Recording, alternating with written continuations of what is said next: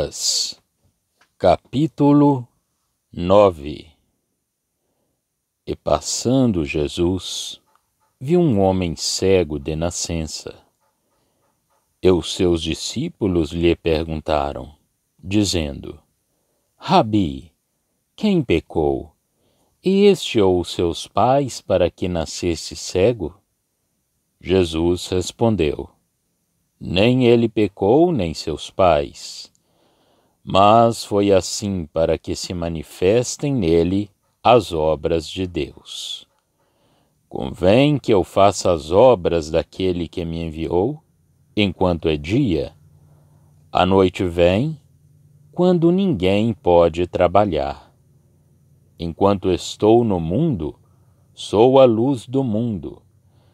Tendo dito isto, cuspiu na terra, e com a saliva fez lodo, e untou com o lodo os olhos do cego.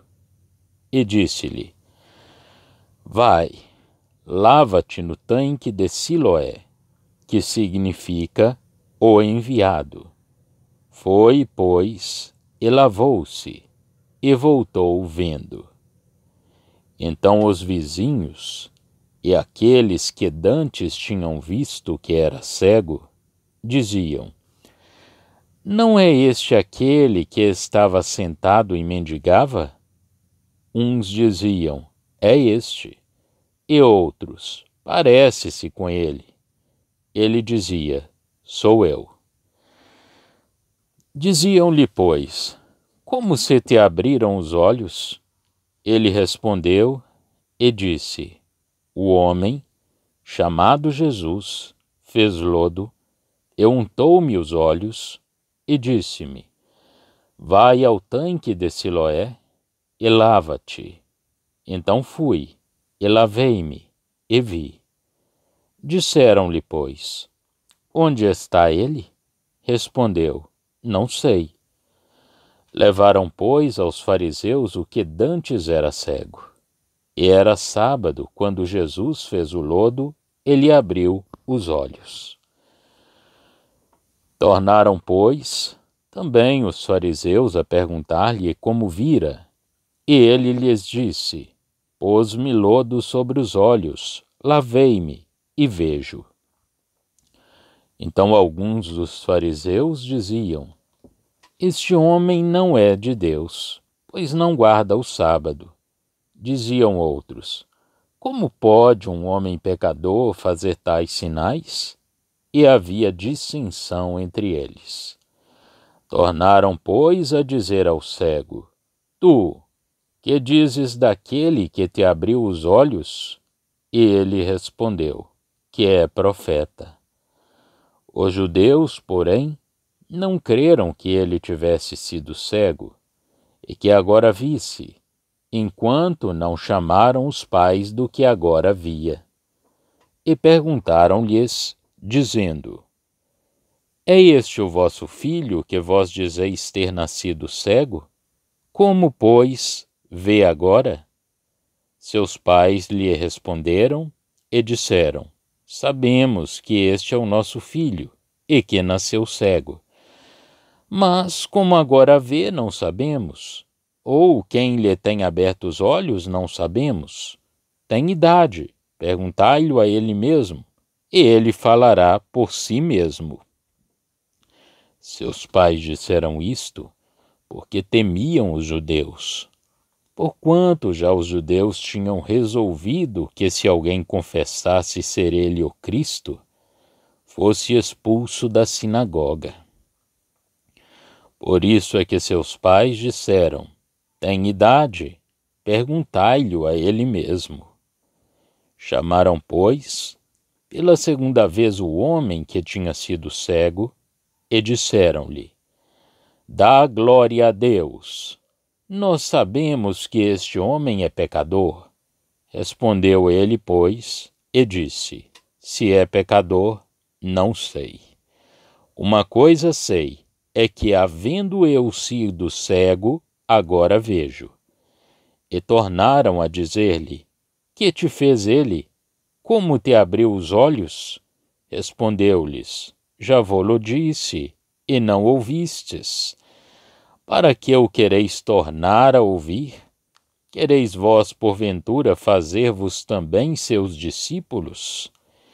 Então o injuriaram e disseram: discípulo dele sejas tu. Nós, porém, somos discípulos de Moisés. Nós bem sabemos que Deus falou a Moisés, mas este não sabemos de onde é. O homem respondeu e disse-lhes: nisto, pois, está a maravilha, que vós não sabeis de onde ele é, e contudo me abriste os olhos.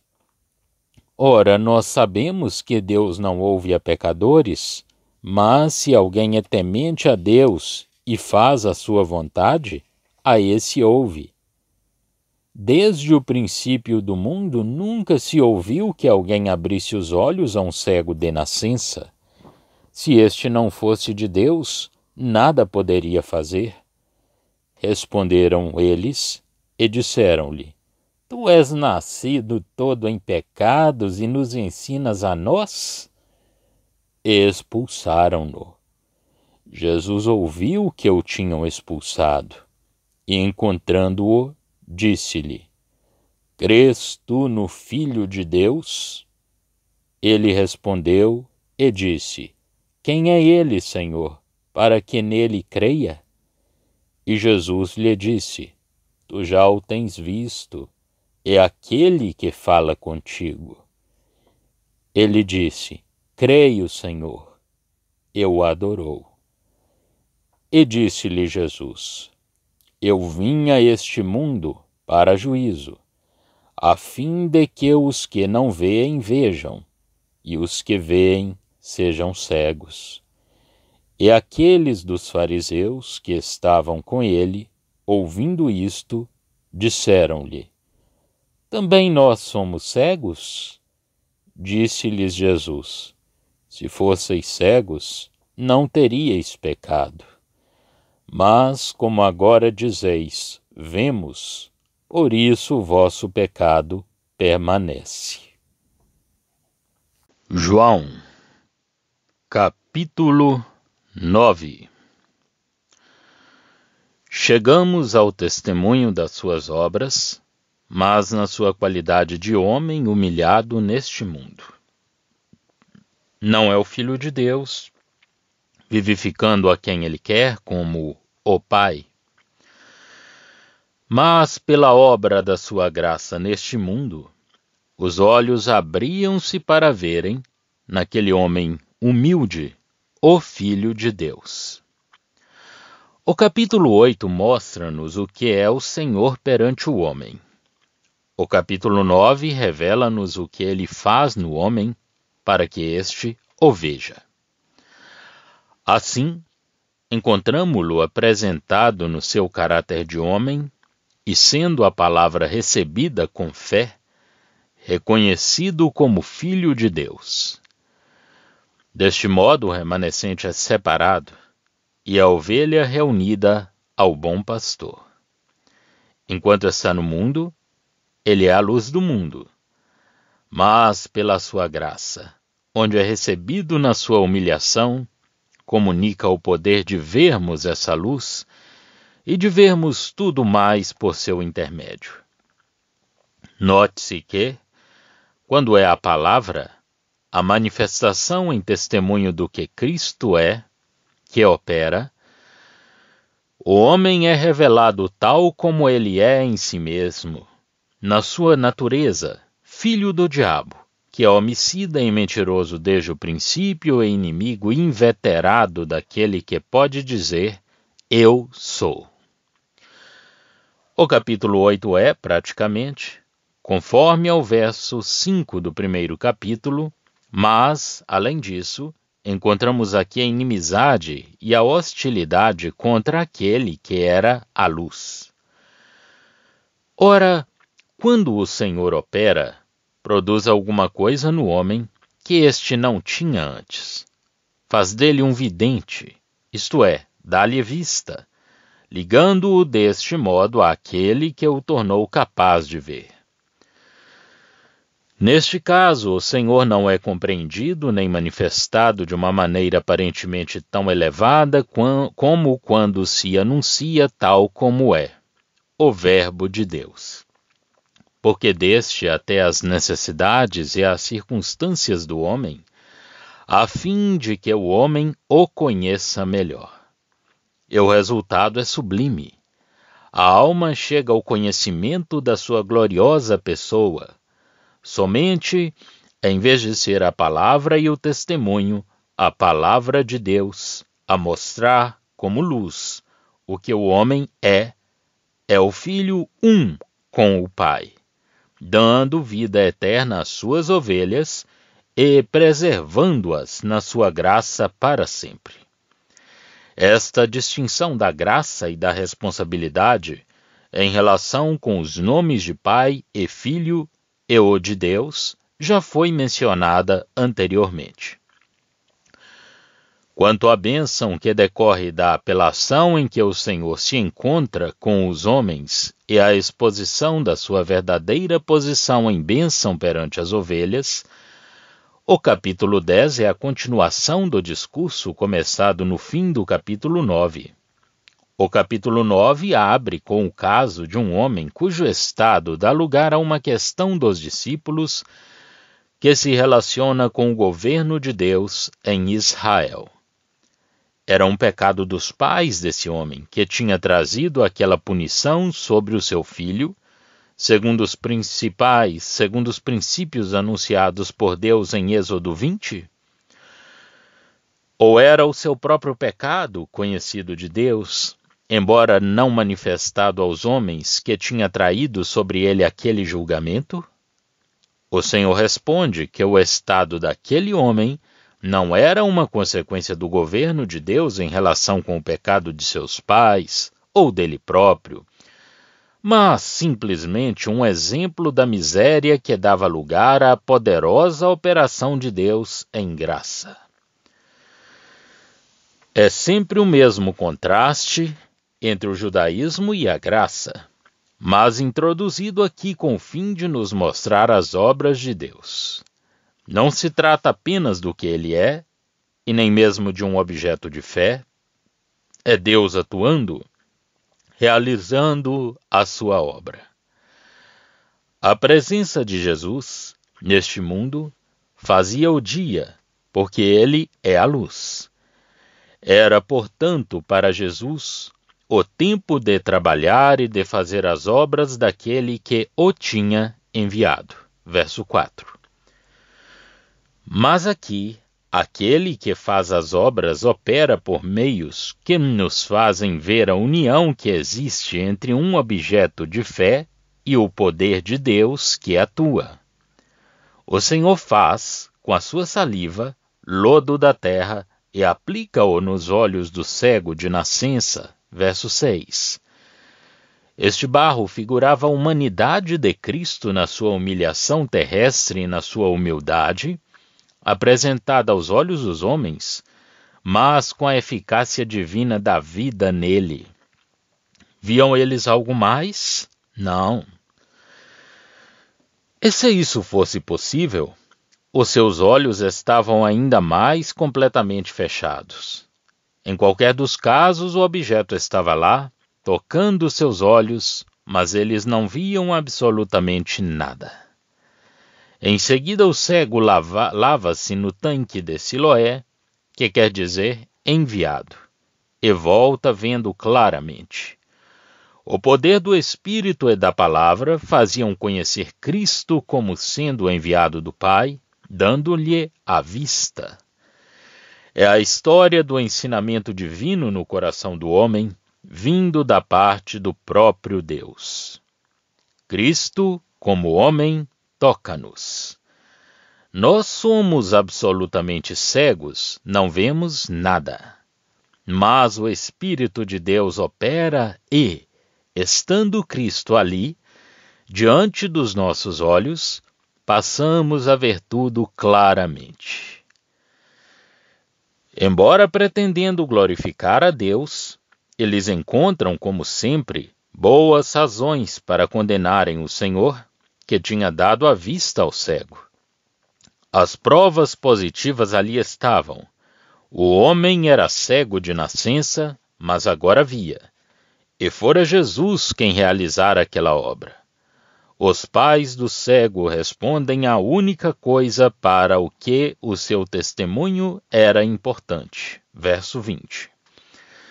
Pelo que concerne ao próprio milagre, outros sabiam melhor do que eles quem o tinha realizado. Mas os seus receios põem em evidência que os fariseus tinham decidido rejeitar não somente a Jesus, mas também a todos aqueles que o confessassem. Os chefes dos judeus tinham levado as coisas a um ponto decisivo.